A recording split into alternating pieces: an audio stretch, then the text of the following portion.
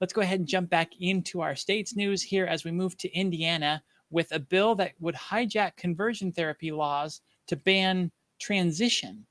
Yeah. Using that against us yet again. What's going on here? So Indiana is the state in question.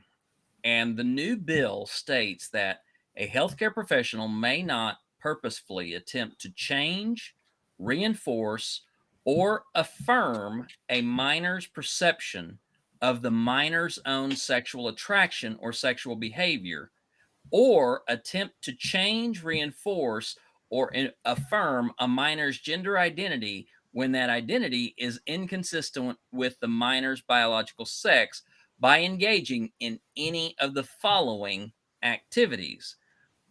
The bill then goes on to list several activities that are brutal and that anyone would agree would be subject to being banned.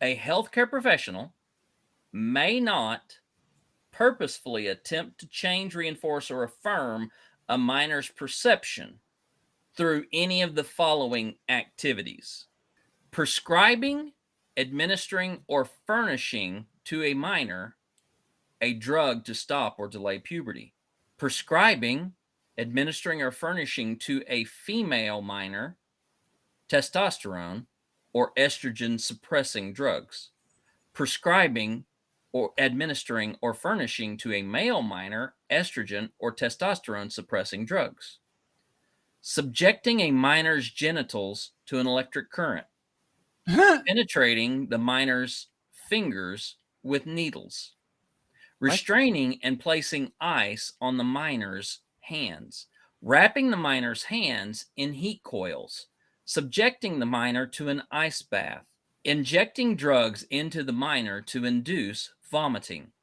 restraining the minor with ties or harnesses, So now we've actually inflicting. gotten into conversion therapy tactics, correct?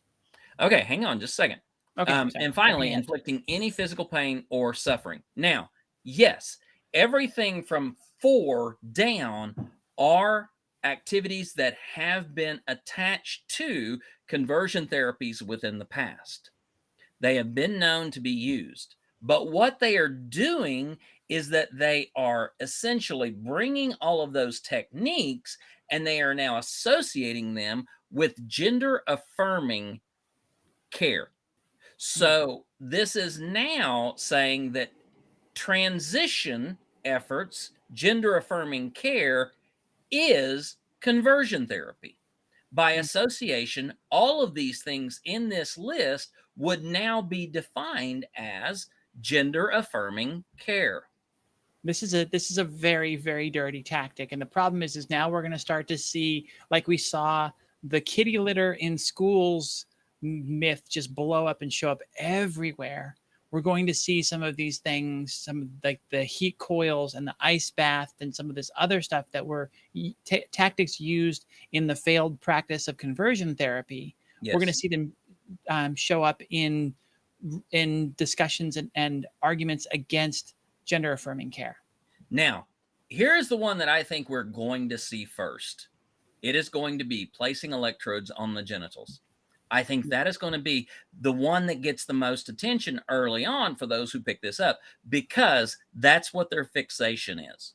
They Yes. accuse us of sexualizing minors, but the reality is that they focus upon the genitals of minors. We have shown evidence, we have shown arguments that say that we do not, as a broad community with our gender affirming care, support the use of gender affirming surgeries on minors. We have made that argument. They have refused to hear that argument, and instead they've used the language of hyperbole and rhetoric to make it sound like these things are happening at a constant and steady pace, and that any child who identifies themselves as transgender are automatically, fast tracked into the operating room. They are going to weaponize this. This another lie that they're going to Yeah. weaponize, and you'll see it all over.